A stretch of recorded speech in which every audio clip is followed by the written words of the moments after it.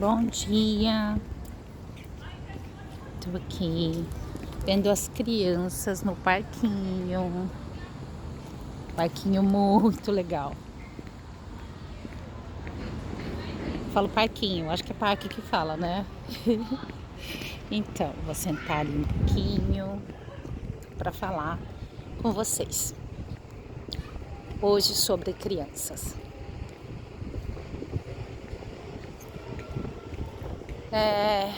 Em especial, sobre o trato com as crianças. Então, tá um sol bem forte, né? Queria mostrar mais ali, mas acho que vocês conseguem escutar. Minha câmera não é tão boa assim. Acho que vocês conseguem escutar um pouquinho as crianças brincando.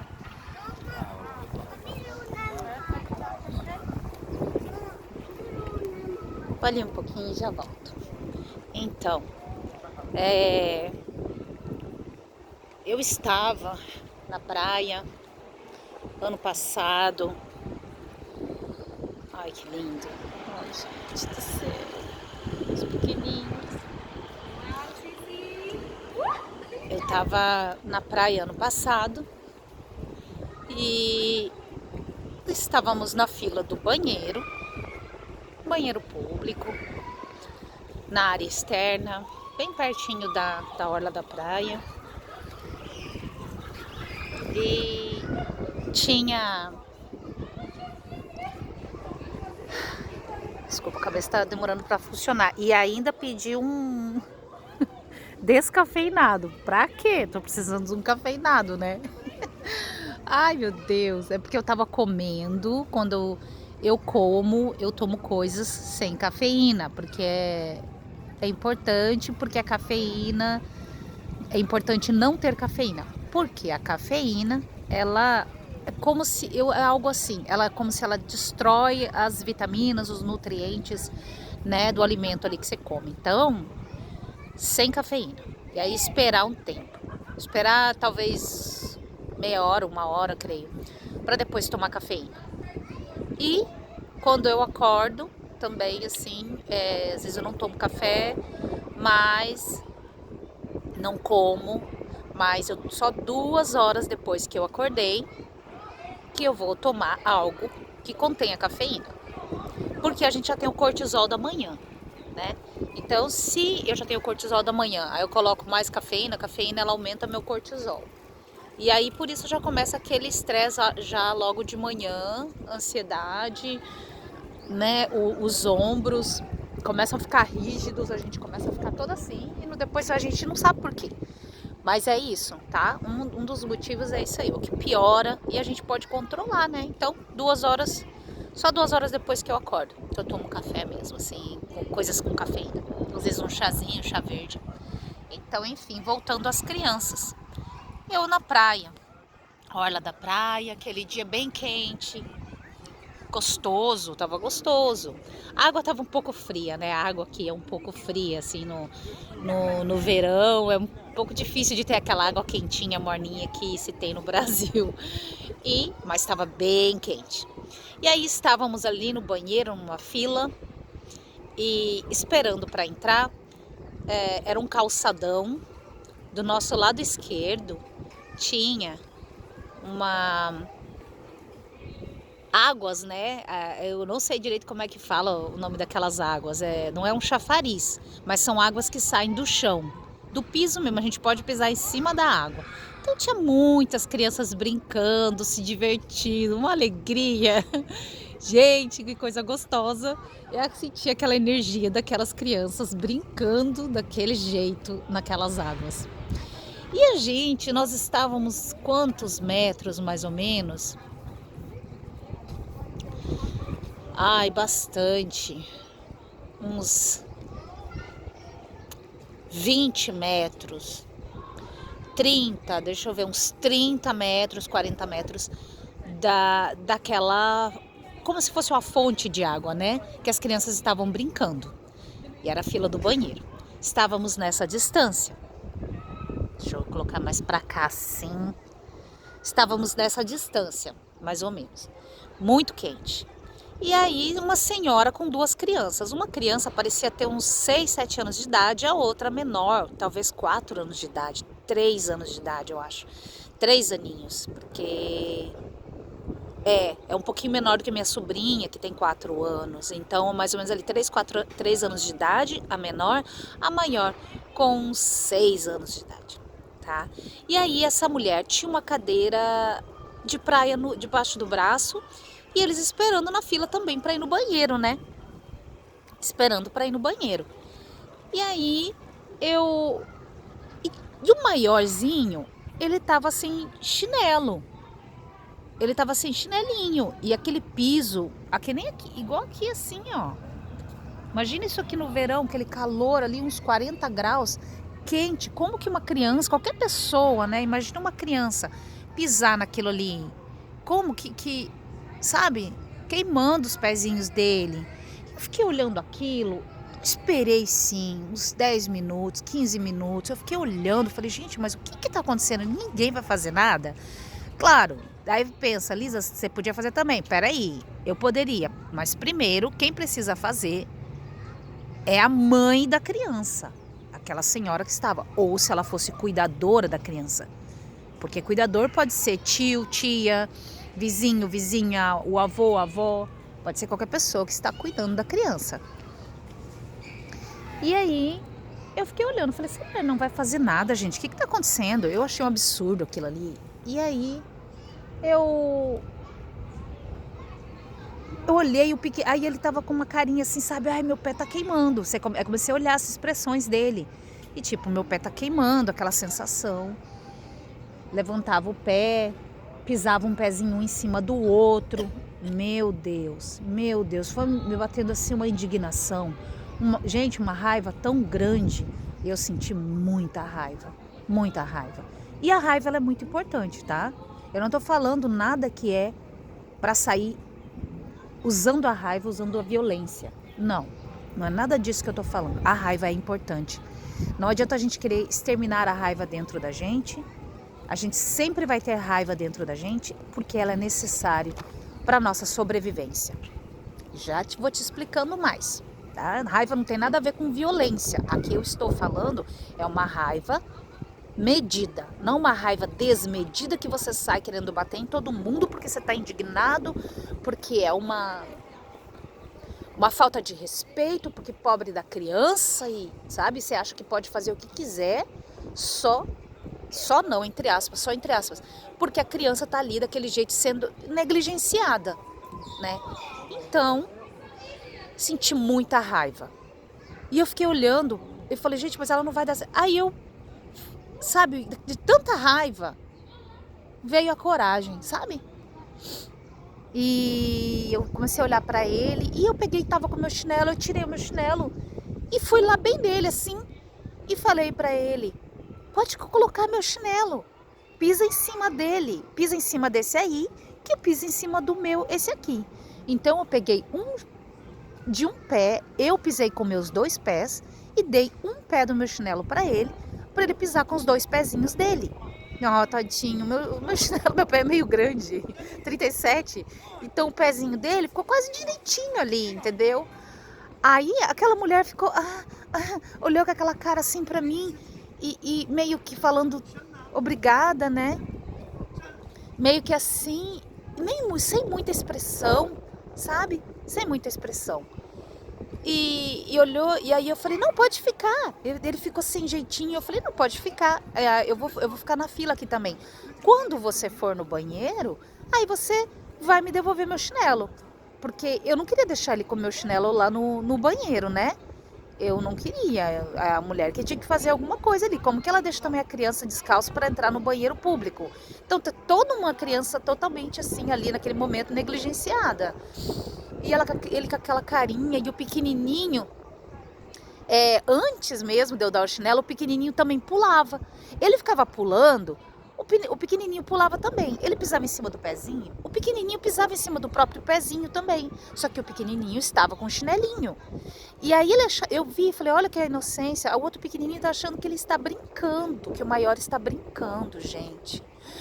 Olha a inocência. Depois uma criança dessa cresce, vira um adulto e fala, é verdade. Aí o irmão maior conta desse episódio, aí o menor fala, é verdade, eu lembro, mas eu pensei que você tava brincando. Você não tava brincando? Não, não tava brincando. Lembra que eu tava sem chinelo?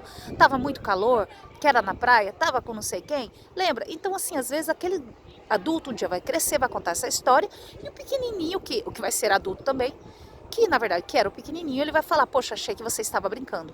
Porque eu vendo aquilo ali, o pequenininho estava brincando, né? Achando, ai, que estava dançando, alguma coisa assim. Enfim, aí depois que eu dei o meu chinelo, aí o pequenininho ficou olhando e querendo pisar no pé dele também, alguma coisa assim, sabe? E aí, aquela mulher passou uns minutos ali, gente, de repente uns 10 minutos, uma coisa assim. E eu olhava para aquele menininho, ele tinha vergonha de olhar para mim, e eu olhava para ele e eu sorria. Eu sorria, sabe? Porque eu queria que ele lembrasse daquilo, para ele saber o que é amor.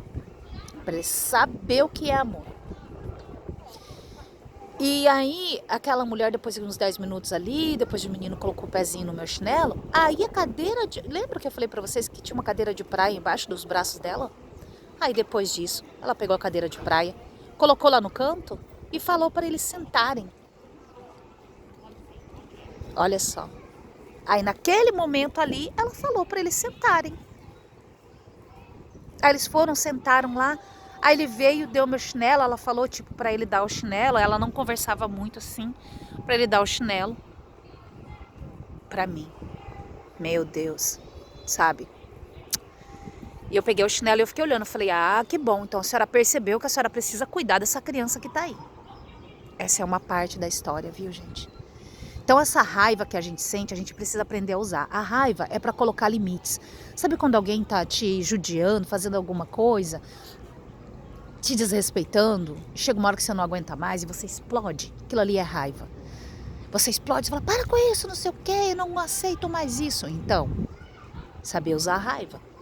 Você não pode falar palavras ofensivas, você não pode tocar na pessoa fisicamente, você não pode fazer isso. Isso é violência. Tem a violência também, a pessoa passivo-agressiva, tá? Que ela fala palavras meio escondidas ali, mas que você sente que machuca, tá? É o passivo-agressivo. Tem a violência com palavras e a violência física. Então, não é porque alguém está desrespeitando a gente que a gente pode cometer uma violência, porque alguém está desrespeitando uma criança que a gente pode cometer uma violência. Não. Se você for defender a criança, a pessoa te agredir, aí você vai ter que se defender, você vai precisar se defender. Mas não você chegar batendo, chegar xingando, falar qualquer palavrão, qualquer nome, qualquer palavra, sabe? Não é assim que se resolvem as coisas. Até porque aquela criança que está ali, ela está absorvendo tudo que você está fazendo. Porque ela vai falar, olha, um dia ela vai lembrar, aquela pessoa fez aquilo naquele momento que estava acontecendo e aquilo funcionou. Aquilo funcionou. E a criança vai fazer também. Então, que tipo de crianças que a gente está orientando? Como que a gente está fazendo as coisas? Como que a gente está resolvendo nossos problemas? Olha os pequenininhos. Como que a gente está resolvendo nossos problemas? Tem crianças em volta. Até adultos, eles absorvem as coisas, sabe? Começam a fazer as coisas de uma maneira que eles nem sabem direito o porquê, mas absorveu, ficou no inconsciente algo e a pessoa explodiu um dia, falou, olha, fazer isso aqui mesmo, às vezes ela nem lembra que alguém fez perto dela e que ela está copiando aquela pessoa. Imagina crianças copiam a gente direitinho, entendeu? Então por isso existe aquela coisa de o exemplo, ensinar pelo exemplo. A gente precisa fazer, precisa estar nas nossas ações, nossas atitudes, entendeu? Precisa estar nas nossas atitudes. Olha os pequenininhos. São muito pequenininhos, gente. Meu Deus. Então, assim, sabe? Então, assim, a gente precisa cuidar, porque a criança vai aprender a se defender também a partir daquilo que a gente fez para defender ela, tá? A outra parte a gente não pode também agir com violência, ser assim uma pessoa ríspida, porque eu não sei se aquela mulher tinha algum problema mental, um problema de audição, entendeu? Eu não sei que momento da vida dela estava passando. Talvez a mulher estava com muita depressão e estava ali lutando pela vida dela. Ah, mas estava na praia, quem está com depressão não vai na praia. Não, quem está em depressão vai em todos os lugares. Vai na balada, tá? Pra ficar bem dito aqui. Vai na balada sim. Vai na balada sim. A pessoa está procurando, é a maneira dela de procurar, de conseguir sobreviver, de sair daquela tristeza profunda, entende? Vai na igreja, vai na balada sim, vai na praia sim. Se tem filhos, a mãe escolhe continuar com os filhos, entende? Ela não quer largar os filhos, mas ela está com depressão. Eu já tive amiga que tinha depressão e continuou cuidando dos filhos, se arrastando, cuidando dos filhos, das crianças. Então, é isso que a gente precisa aprender, a dar o exemplo. A gente precisa aprender com profissionais. Não adianta só aprender com gente leiga. Ah, eu fiz assim, deu certo. Ok, mas vamos procurar uma pessoa que se aprofundou em comportamento humano para saber a melhor maneira de fazer as coisas sem machucar ninguém. Então é isso, sabe? E aquele garotinho, existe aqui assim, existe uma coisa assim que existe sim racismo, tá? Existe muito preconceito. E aquele menininho era mulato, sabe? Ele era mulato. E tem muitos negros aqui que eles sentem raiva até dos brancos, porque pensam que todo branco não gosta de negro. E eu sou branca. Então, eu queria colocar na cabeça daquele menino, eu olhei pra ele, sorri muito, eu senti todo aquele amor por ele. E eu falei, um dia ele vai lembrar que uma mulher branca protegeu ele. Gente, chego a me emocionar. Ai, força, chego a me emocionar. Porque é muito triste ver negligência assim, com criança, sabe? A gente precisa aprender. Eu não sabia, eu não fui ensinada, ok, mas agora é hora de aprender. Tem muitos conteúdos, tem internet pra gente aprender todas essas coisas, tem conteúdo gratuito. E faça uma força, vamos deixar um churrasco para trás no domingo e vamos comprar um curso? Que tal? Porque existem cursos que eles são compactos, que dá para comprar sim. Não tem desculpa, é só procurar. Cursos compactos, cursos só de algumas aulas, cursos até R$100, cursos até R$200. Ah, que às vezes é o churrasco ali do final de semana. Ai, mas eu trabalhei a semana inteira, eu preciso de alguma coisa. Precisa também tratar bem suas crianças. Porque depois, o que você quer? Você quer que eles, quando eles ficarem adultos, eles voltem espontaneamente para te ver?